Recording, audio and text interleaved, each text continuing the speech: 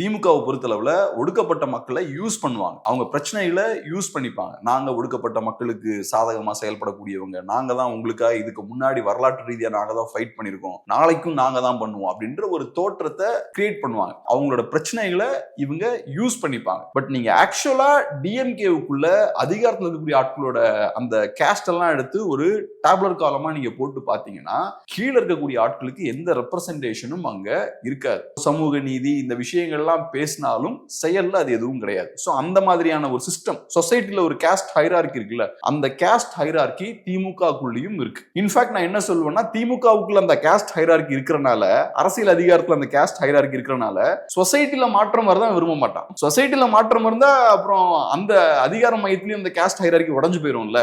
சொசைட்டியோட ஒரு வெளிப்பாடு தானே அந்த கவர்மெண்டா இருக்கலாம், கட்சியா இருக்கலாம், இந்த விஷயங்கள்லாம். சோ அதனால திமுகன்ற கட்சியை பொறுத்தளவுல சொசைட்டில இந்த சாதி அடுக்கு நிலை இருக்கணும் அப்படின்ற விருப்பம் டெஃபினட்டா அந்த கட்சிக்குள்ளேயே இருக்கு. அதனாலதான் அதை ஸ்ட்ராங்கா ஹோல்ட் பண்ணி வைக்கிறாங்க.